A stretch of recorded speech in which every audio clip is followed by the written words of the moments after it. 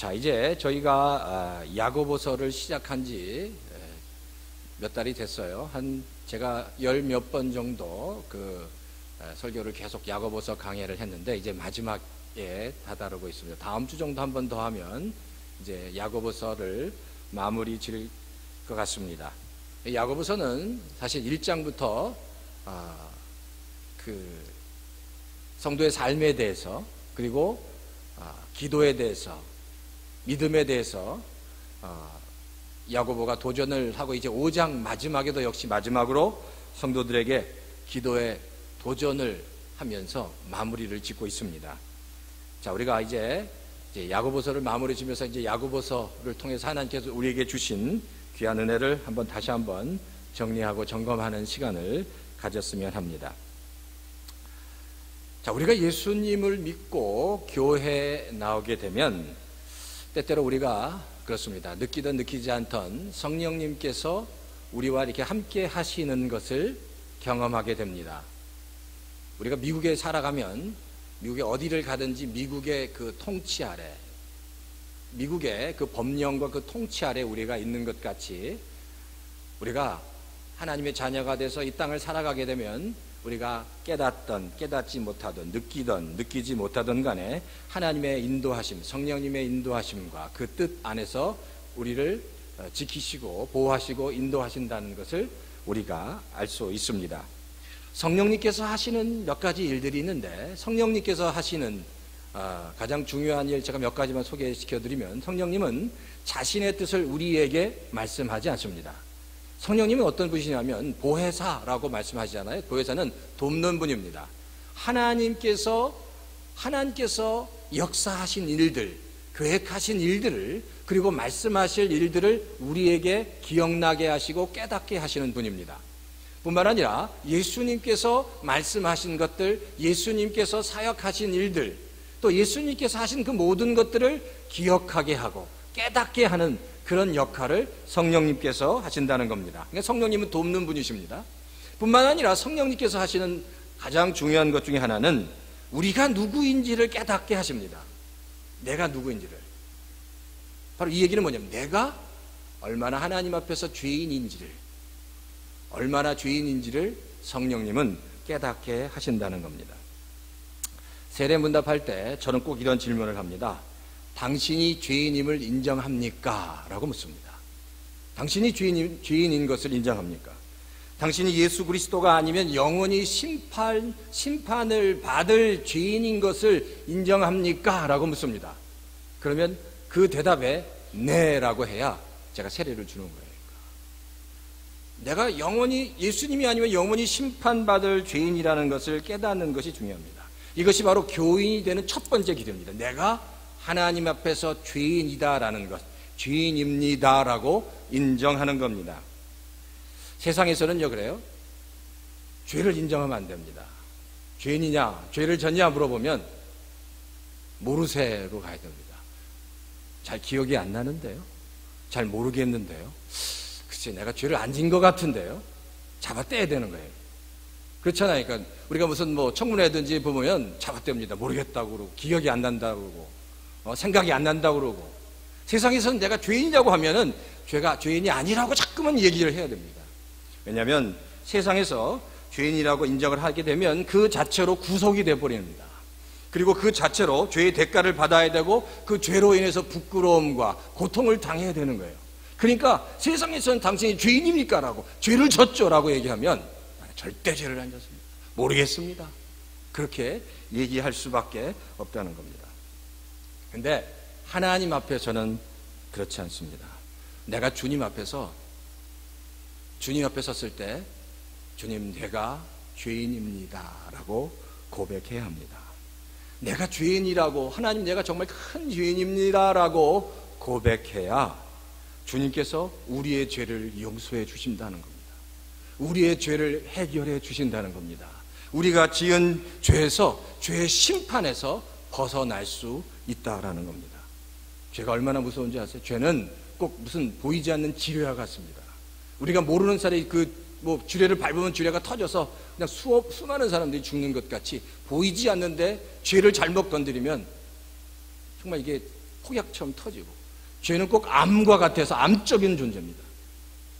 이 죄에 잘못 빠지면 죄에 빠진 성도들을, 그 가정을 고통 가운데 몰아넣을 뿐만 아니라 그 가정과 그 성도를 파괴시키는 아주 무서운 영적인 존재다라는 겁니다. 사실 우리는 그래요. 하나님이 우리를 창조하실 때 하나님 중심대로 살도록 우리는 지음을 받았습니다. 근데 문제가 뭐냐면 죄가 들어와서 하나님 중심에서 인간 중심, 개인 중심, 나 중심으로 바뀌어버렸다는 겁니다. 그래서 소극적일 때는 하나님 무시하는 거예요. 그러니까 하나님과 상관없이 살아갑니다. 하나님과 상관없이 내가 하고 싶은 대로 다 하면서 살아갑니다. 근데 적극적일 때는 하나님을 대적하면서 하나님께 불평하면서 불만하면서 살아간다라는 겁니다. 왜? 죄가 우리와 하나님의 사이의 관계를 다 단절시켜 놓았기 때문이다라는 겁니다. 그래서 하나님과 상관없이 자기 멋대로 살아가는 것을 아무렇지도 않게 생각하도록 죄가 그렇게 만들어버렸다라는 겁니다. 이거는 속이는 겁니다. 나중에 그 죄 가운데 빠졌다가 돌이켜 나오지 못하면 큰 대가를 치러야 한다는 겁니다. 마지막에 갔을 때 그것을 깨닫는다면 돌이킬 수 없게 된다는 겁니다. 근데 우리에게 아주 좋은, 아주 기쁜 소식을 전해주셨는데, 이 죄의 문제, 우리가 해결할 수 없는 이 죄의 문제를 해결해 줄 수 있는 유일한 한 분이 계신데, 그분이 누굴까요? 그분이 바로 예수 그리스도이시다라는 겁니다. 예수님만이 우리의 죄를 해결해 주실 수 있는 분이에요. 그러니까 예수님 앞에서 나는 정말 큰 죄인입니다 라고, 주님 저는 정말로 큰 죄인입니다 라고 고백하는 사람의 죄만을 하나님께서는 해결해 주시고 씻어 주시고 해방시켜 주신다는 겁니다. 그러니까 내가 하나님 앞에서 얼마나 큰 죄인인지를 깨닫는 것은 정말로 큰 축복입니다. 그러니까 기독교는 죄를 깨닫는 종교입니다. 내가 얼마나 죄인인 것을 깨닫는 종교가 바로 기독교라는 겁니다. 그 사실을 우리가 알 수 있는 게 뭐냐면 바로 사도 바울입니다. 사도 바울은 점점 시간이 가면 갈수록 자기가 얼마나 큰 죄인인지를 고백하고 있습니다. 사도 바울의 가장 말년에 쓴 책이 디모데 전후서인데, 그 디모데 전서에 보면 디모데에게 이렇게 얘기합니다. 나는 죄인 중에서도 괴수다라고 얘기합니다. 아니, 사도 바울 같은 성자가 디모데에게 얘기합니다. 나는 죄인 중에서도 괴수다. 왜 그렇게 고백할 수밖에 없냐는 거예요. 하나님의 은혜 앞에 가까이 가면 갈수록 내가 얼마나 큰 죄인인지가 깨달아지는 거예요. 내가 얼마나 큰 죄인인지. 그게 바로 사도 바울의 고백이었다라는 겁니다. 그러니까 내가 하나님 앞에서 내가 정말 큰 죄인입니다 라고 깨달아지면 깨달아질수록, 그것을 더 많이 깨닫는 성도일수록 더 큰 하나님의 은혜의 자리 가운데 나갈 수 있다라는 겁니다. 그래서 그러잖아요. 성경에 죄 많은 곳에 더 하나님의 은혜가 넘친다는 거예요. 더 하나님의 은혜를 위해서 죄를 많이 짓는 게 아니라 나의 죄가 깨달아지면 깨달아질수록 또 나의 하나님의 은혜가 더 풍성하게 더 깨달아진다는 사실입니다. 바라기는 우리 얼바인 열린교회 성도 여러분, 하나님 앞에서 내가 정말로 큰 죄인입니다 라고 정말 고백할 수 있는 그런 성도님들이 다 되시기를 주의 이름으로 축원합니다. 자, 그래서 찬송가 405장에 보면 잘 아시죠? 405장 뭐죠? 나 같은 죄인 살리신 그 은혜 놀라와 잃었던 생명 찾았고 광명을 얻었다. 큰 죄악에서 건지신 주님의 은혜 고마워. 나처럼 믿은 그 시간 귀하고 귀하다. 나 같은 죄를 살리신 그 하나님의 은혜를 찬양할 수 있다는 겁니다. 그래요. 성령님은 어떻게 한다고요? 내가 참 죄인입니다. 죄인인 것을 깨닫게 하신다는 겁니다. 자, 이 성령님의 조명을 가지고 한번 이 말씀을 가지고 한번 오늘 본문을 살펴봤으면 좋겠어요. 오늘 본문을 성령께서 우리에게 본문을 통해서 조명하시고자 하는 말씀은 기도에 관한 얘기입니다. 그럼 언제 기도할 거냐라는 질문을 던지고 있어요. 언제 기도하시겠습니까? 간단하게 언제 기도할 거냐에 대해서 한 세 가지로 제가 설명을 드리면, 첫 번째, 성경은 얘기합니다. 고난당할 때 기도하라는 겁니다. 고난당할 때 기도해라. 고난을 당하면 두 가지 현상이 나타나는데, 고난당하는 사람의 두 가지 현상. 한 사람은 하나님 앞에 더 가까이 나갑니다. 하나님의 품 앞으로, 품 안으로 더 나갑니다. 또 다른 사람은 하나님으로부터 더 멀리 갑니다. 고난을 당할 때 어떻게 해야겠어요? 더 하나님 앞으로 나가야지. 하나님 품 안으로 더 나가야 되는데, 그렇지 않은 사람도 있다는 겁니다. 왜? 고난을 당할 때 하나님 앞으로 더 나가 품 안으로 가야 그 하나님께서 예비해 주신 피난처 안으로 들어갈 수 있기 때문이다라는 겁니다. 멀리 가지 마십시오. 고난 당하면 당할수록 그 품 안으로, 피난처 안으로 들어가야 한다는 겁니다. 왜? 고난은 피한다고 해결될 수 있는 문제가 아니에요. 고난은 그 고난을 직면하고 고난을 뚫고 가야 하기 때문입니다. 그래서 바울이 그 아들 같은 디모데에게 이렇게 얘기합니다. 할 수만 있으면 고난을 피하라고 얘기한 게 아니라 그 고난을 복음과 함께 고난을 받으라라고 말씀하셨어요. 복음과 함께, 하나님의 은혜와 함께 그 고난을 함께 받으면 그 고난을 이겨나갈 수 있다라는 겁니다. 바라기는 우리 열바인 열린교회 성도 여러분, 고난을 믿음으로 하나님의 은혜로 피하지 말고 뚫고 나가시는, 그래서 승리하시는 우리 성도님 다 되시기를 주의 이름으로 축원합니다. 자, 두 번째는 즐거울 때 찬송하라는 겁니다.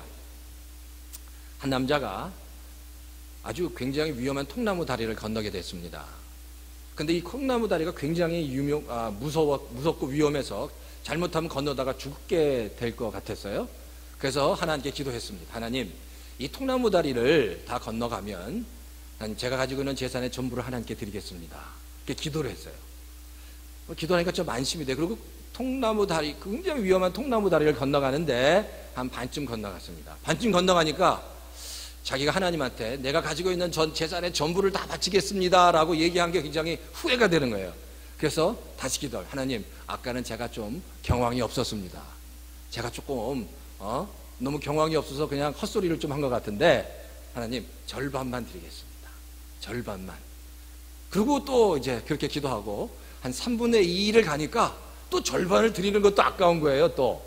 그래서 하나님, 제가 아까 조금 더 정신이 없었는데 절반이 아니라 4분의 1만 드리겠습니다. 그렇게 다시 또 기도를 한 거예요.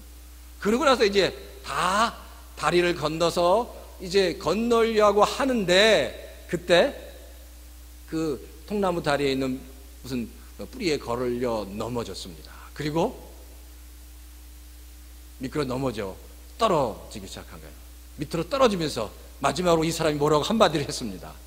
뭐라고 했을까요? 하나님, 농담도 못합니까? 이 얘기는 누가 지어낸 거겠죠. 누가 지어낸 겁니다. 그런데 이 이야기를 가만히 우리가 살펴보면 어떤 교훈을 얻을 수 있느냐. 많은 성도들이 하나님께서 주신 은혜를 순간순간 너무 쉽게 잊어버립니다. 하나님께서 참 많은 은혜를 주시고 많은 축복을 주셨는데 그때뿐이에요. 그리고 그 순간만 넘어가면 또 다른 세상과 타협합니다. 자기 생각대로 살아갑니다. 바로 그런 것을 교훈하는 것 같아요. 오늘 두 번째, 즐거울 때 찬송하라고 성경은 말씀하고 있는데, 자, 여기서 즐겁다라는 단어의 뜻, 그 배경, 그것을 우리가 좀 알 필요가 있어요. 즐거울 때 찬송하라. 그래서 즐겁다라는 헬라어 단어는 유데메오라는 단어인데, 이 단어는 사실 그 행복할 때를 얘기합니다. 그러나 이 배경, 이 야고보서에서 말하는 즐거울 때라는 이 뜻은 바로 이런 뜻입니다. 하나님의 은혜로, 모든 일이 하나님의 은혜로 형통하게 될 때, 모든 일이 하나님의 은혜로 형통하게 될 때 하나님을 찬양하라는 겁니다. 이건 하나님께 기도하라는 거예요. 모든 일들이 하나님의 은혜로 형통하고 정말 잘 되어갈 때, 그때는 반드시 하나님께 찬양해야 된다. 기도해야 된다. 이 찬양이라는 말은 바로 이런 뜻입니다. 하나님께서 해주신 것을 기억하고 감사하고 그 모든 일의 것을 하나님께 영광 돌리라는 겁니다. 하나님께서 해주신 그 모든 형통함을 기억하고 감사하고 하나님께 영광 돌려야 한다는 겁니다. 많은 사람들이 그래요. 아까 제가 예화에도 많은 사람들이 어려울 때는 하나님께 기도합니다. 이 고비만 넘기면 내가 하나님을 위해서 더 열심히 살겠습니다. 그런데 그렇게 기도하고 지키시는 분도 있지만 자기가 하나님께 그렇게 기도한 약속을 다 잊어먹는 성도도 많이 있다는 겁니다. 근데 중요한 게 바로 그거예요. 하나님 앞에서, 하나님, 내가 지금 이렇게 누리는 축복, 이렇게 형통함, 이 모든 것이 내가 잘하려고 내가 똑똑해서가 아니라 하나님께서 하셨습니다. 하나님께서 주셨습니다. 하나님께서 허락하셨습니다. 이 모든 영광을 하나님께 돌리기 원합니다. 하나님께 감사합니다 라는 자세를 가지라는 겁니다. 바로 그게 즐거울 때 찬송하라 라는 말씀이에요. 세 번째는 병들었을 때 장로들을 청하여 기도하라고 합니다. 이게 한마디로 병들었어요. 육체적으로 병들었을 때라도 장로들이나 교회 리더십들을 불러서 기도하십시오라는 겁니다. 결국 이 구절에 대한 많은 설명들이 있지만 쉽게 얘기하면 병들었을 때라도 기도하시라는 거예요. 기도하라. 약국에 가서 병원에 가서 고칠 수도 있지만 하나님께 그 자기의 괴로움에 대해서 아뢰고 기도하라는 겁니다. 여기서 그래요. 병들었을 때 장로들을 초청해서 기름을 바르고 기도하라고 얘기하는데 이 기름을 바른다에 대한 많은 논란들이 있습니다. 이게 기름을 바르는 게 이게 무슨 육체적인 질병을 치유하려고 하는 거냐 아니면 어떤 영적인 행동이냐라고 많은 논란이 있지만 여기서 그런 이야기를 할 필요는 없고 치료의 목적일 수도 있고 영적인 목적일 수도 있습니다. 근데 중요한 건 그거예요. 뭐예요? 병들었을 때 하나님께 기도하라는 겁니다. 어려움 당했을 때, 고난 당할 때 하나님께 구체적으로 그 문제를 기도하면 하나님께서 그 기도에 뭐 하시겠다고요? 응답하시겠다라고 말씀하고 있다는 겁니다. 자, 이 세 가지를 야고보 마지막에 그 성도들에게 전합니다. 그런데 이 세 가지의 이 기도의 문제를 잘 결론을 맺는 이제 성경 말씀이 있는데 그 말씀이 바로 오늘 우리가 읽었던 야고보서 5장 16절 하반절과 17절 상반절의 말씀이라는 거예요. 이 말씀이 지금 야고보 선생이 말하고 있는 세 가지의 기도를 잘 마무리 짓는 결론적으로 설명하는 아주 중요한 성경 말씀이기 때문입니다. 자, 그래서 그 말씀을 한번 잘 살펴보기 원하는데, 자, 제가 나눠드린 그 설교 노트에 보면, 자, 그 말씀이 있는데, 야고보서 16장 하반절부터 17장 상반절에 보면 성경이 이렇게 표준 세번역으로 이렇게 기록하고 있어요. 의인이 간절히 비는 기도는 효력을 냅니다. 의인의 간구는 역사하는 힘이 있다 라고 이제 개역성경에 그렇게 얘기하는데, 의인의 기도는 역사하는 힘이 있다고 얘기합니다. 그리고 17절 상반절에 보면 엘리야는 우리와 같은 본성을 가진 사람입니다 라고 얘기해요. 얘기는 우리와 같은 성정을 가졌다. 이 말씀이 지금 야고보가 세 가지로 말씀한 이야기를 잘 결론 지으면서 매듭을 짓고 있다는 거예요. 그러면 지금 야고보 선생은 이 세 가지 이것을 어떻게 매듭을 짓고 있느냐를 잠깐 마지막으로 살펴보려고 합니다. 이 말씀에 보면 17절 상반절에 성경이 이렇게 얘기해요. 엘리야가 우리와 본성이 같다라고 얘기합니다. 우리와 성정이 같다라고 얘기합니다. 이 얘기는 무슨 얘기죠? 잘 아실 거예요. 엘리야가 우리와 똑같은 사람이에요. 우리와 똑같은 평범한 사람이라는 겁니다. 우리랑 하나도 다를 것 없는 평범한 사람이다. 열왕기상에 보면 17장부터 17장, 18장, 19장에 엘리야의 기록이 나옵니다. 거기에 엘리야 굉장히 많은 기적들을 행합니다. 바알 선지자와 싸우고 죽은 아이를 일으킵니다. 그리고 비가 오지 않을 때 그 비를 내리게 하고 또 비를 오지 않게 하고 비를 내리게 하는 놀라운 일들을 합니다. 그런데 성경은 얘기하는 거예요. 그렇게 놀라운 기적들을 일으켰던 그 능력들이 뭐냐는 거예요. 그러니까 엘리야에게서부터 온 것이냐라는 질문을 던지는 거예요. 근데 야고보는 얘기합니다. 엘리야는 우리랑 똑같다는 거예요. 우리랑 똑같다는 겁니다. 그러니까 여기서 주목해야 될 게 그거예요. 엘리야가 그렇게 놀라운 기적들을 일으켰지만 지금 야고보 선생이 하는 얘기는 그 엘리야는 당신들과 똑같습니다. 그러니까 당신들이 봐야 될 분이 누구냐? 엘리야를 보지 마십시오. 엘리야를 통해서 역사하신 누굴 보라고요? 하나님을 바라보십시오. 엘리야를 통해서 역사하신 하나님을 바라보면 우리 성도님의 삶을 통해서도 역사하실 하나님이 보이실 겁니다 라는 얘기예요.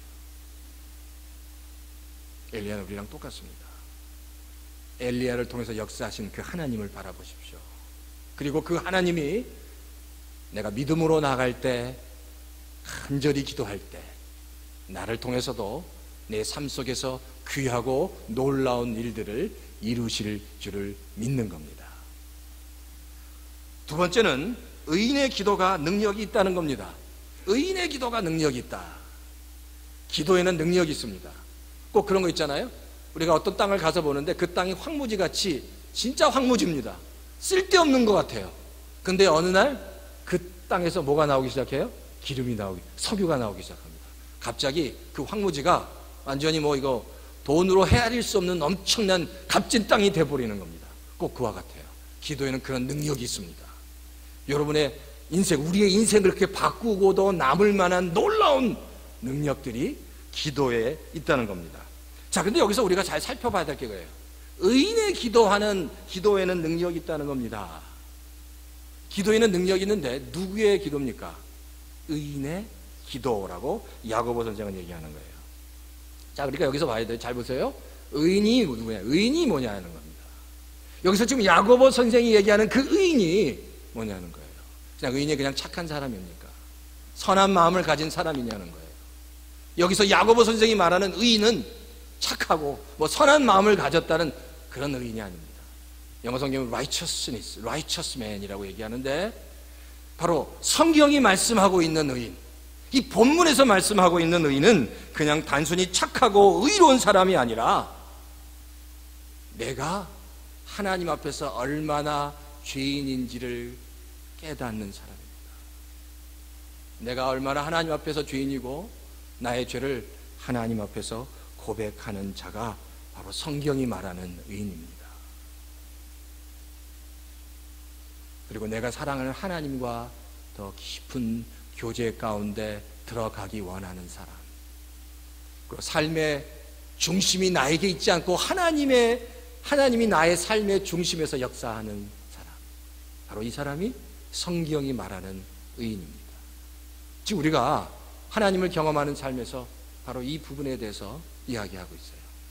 진정한 의인은 내가 죄인이라는 것을 깨닫는 겁니다. 내가 하나님 앞에서 정말 큰 죄인입니다. 하나님이 도와주시지 않으면, 예수님이 도와주시지 않으면 아는 아무런 가망성도 없는 정말 참 죄인입니다라고 고백하는 자를 하나님은 의인이라고 부르신다는 겁니다. 하나님을 경험하는 삶에서 이런 이야기를 합니다. 정말 하나님과 친밀한 관계와 교제를 갖는 게 뭐냐? 우리가 생각할 때 하나님과 친밀하다라고 얘기하면 그러잖아요. 하나님과 늘 가까운 겁니다. 가까이 사는 겁니다. 예? 가까이 지내는 겁니다. 근데 그것 이전에 더 중요한 건 하나님과 친밀한 관계를 갖기 위해서는요, 그냥 하나님과 가까운 것이 아니라 그 사람의 삶의 중심이 나 중심으로 있는 게 아니라 하나님 중심으로 있어야 된다는 겁니다. 이 말씀을 하나님과 가까워지기 위해서 가장 중요한 게 그냥 하나님과 가까워지는 게 아니라 내 삶의 중심이 나 중심이 아니라 하나님 중심이 되어야 한다는 겁니다.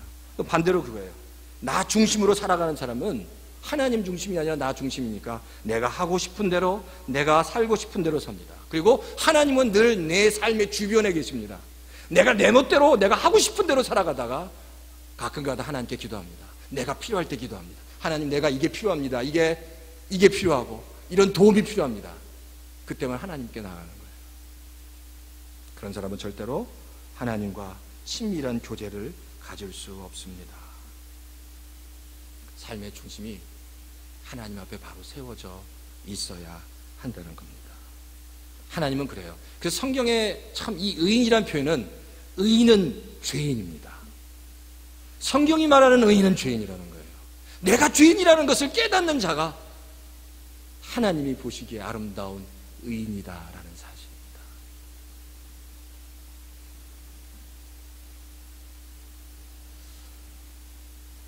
한국 대형교회를 담임했던 어떤 목사님이 이런 얘기를 쓴 걸 제가 봤습니다. 어느 식당에서 식사를 하면, 항상 식당에서 식사하면 누군가 자신의 그 식사한 거를 다 계산해 주신다는 거예요. 자기가 아무도 모르는 곳에 가서 나 혼자 식사를 하고 몰래 나와서 카운터에 가서 계산을 하려고 하면 그래도 누군가 벌써 계산을 했다는 거예요. 그러면서 자기가 목회하면서 한 번도 자기가 자기 식사 값을 지불해 본 적이 없다는 얘기를 하더라고요. 그러면서 그런 고백을 하죠. 나는 다른 사람을 섬길 기회를 한 번도 갖지 못했다고 그런 이야기를 합니다. 굉장히 많은 것들을 생각하게 하는 이야기인데, 영적으로도 마찬가지입니다. 영적으로 기도하는 사람도 이런 함정에 빠질 수 있습니다. 기도가 응답되고 위대한 일들이 일어나면 영적으로 기도하는 사람은 그렇게 생각합니다. 내가 뭔가 대단하기 때문에, 내가 위대하기 때문에 이런 일들이 일어나는구나, 이런 놀라운 열매들이 일어나는구나 라고 생각합니다. 그건 진짜 정말로 큰 교만입니다. 하나님 앞에서 나는 다른 사람들이 할 수 없는 특별한 은혜를 가졌다고 생각합니다. 근데 중요한 건, 위대한 일들이 일어나는 것은 나 때문이 아니라 하나님이 위대하시기 때문에 내 인생 가운데 그런 일들이 일어난다는 것을 바로 깨달아 알아야 한다는 겁니다. 그러니까 위대한 건 내가 아니라 나를 통해서 역사하시는 그 하나님이 위대하기 때문에 그런 일들이 일어난다는 것을 알아야 한다는 거예요. 기도하지 않는 것도 문제입니다. 기도하지 않아서 영적인 문이 다 닫히고 영적인 생명력이 다 소진되어서 정말 아무 힘도 없는 것도 문제지만, 기도를 열심히 해서 그 기도 가운데 놀라운 하나님의 은혜를 경험한 후에 그 기도의 열매와 그 결실들을 나에게 돌리는 것도 더 무서운 영적인 교만이 될 수 있다라는 겁니다. 그 위대함, 그 열매들이 내가 똑똑해서 내가 잘나서가 아니라 나를 통해서 역사하시는 그 하나님이 나와 함께 하시기 때문에 그러한 놀라운 일들이 일어납니다라고 고백할 수 있어야 한다는 겁니다. 저는 그래요. 우리 얼바인 열린교회 성도들이 이제 다음 주부터 특별 새벽 기도를 하는데 기도해야 합니다. 기도해서 하늘 문이 열리도록 기도해야 합니다. 내 인생에 문제가 있을 때 그 문제가 해결되도록 정말 열심을 다해서 기도하면 하나님께서 그 기도 응답해 주시고 놀랍게 역사해 주실 줄 믿습니다. 그러나 더 중요한 것은 그렇게 열심을 다해서 기도하고 하나님께서 축복하시고 하나님께서 역사하시고 응답 받은 후에 하나님 그 모든 축복과 그 은혜가 내가 기도해서가 아니라 하나님이 나를 사랑하셔서 하나님께서 나에게 주셨습니다. 그렇게 고백할 수 있어야 합니다. 바로 그 말씀이 의인의 기도가 역사하는 힘이 있다 라는 말씀입니다. 저는 바라기는 우리 얼바인 열교회 모든 성도 여러분이 하나님 앞에서 나는 정말 죄인입니다, 정말 나는 참 죄인입니다 라는 것을 깊이 깨닫고 하나님 앞에서 정말 의인으로 인정받으시는 우리 성도님 다 되시기를 주의 이름으로 축원합니다. 아멘. 자, 이 시간 한번 기도하는 시간을 좀 갖겠습니다. 하나님, 내가 하나님 앞에서 어떤 자세로 있어야 되는지, 내가 정말 하나님 앞에서 정말 깊이 기도하고 있는지, 말씀을 들으면서 내가 붙잡아야 할 말씀 한 가지만 붙잡으십시오. 그리고 하나님 앞에서 그 말씀대로 내가 이렇게 살겠습니다 라고 결단하십시오. 하나님께서 역사하실 겁니다. 하나님, 나를 붙잡아 주십시오. 다 같이 한번 조용하게 기도하는 시간 갖도록 하겠습니다. 하나님 아버지 감사합니다. 내가 죄인입니다. 내가 참 죄인입니다. 하나님 앞에서 정말 큰 죄인입니다. 하나님 앞에서 정말 큰 죄인입니다. 이 죄인을 용서하시고 하나님의 은혜 가운데 들어갈 수 있도록, 하나님의 그 크신 은혜 가운데 품 안으로 들어갈 수 있도록 주여 도와주시옵소서. 이 죄인 받아주시옵소서. 이 죄인 받아주시옵소서. 이 죄인 받아주시고 이 죄인을 통해서 하나님의 놀라운 일들을 이루어 주시옵소서. 기도하게 하시고 역사해 주시고 그 가운데 하나님이 하신, 하나님이 역사하심을 감사하고 찬양할 수 있도록 주여 도와주시옵소서. 엘리야의 놀라운 역사들이, 엘리야의 기도의 놀라운 역사들이 성도들 가운데 있도록 하시되, 그러나 엘리야가 아니라 엘리야를 통해서 역사하신 하나님의 놀라운 역사를 저희가 다 경험할 수 있도록 주여 도와주시옵소서.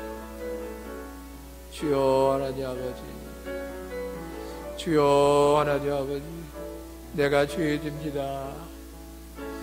내가 죄인입니다. 내가 죄인입니다. 내가 죄인입니다. 내가 죄인입니다라고, 내가 죄인입니다.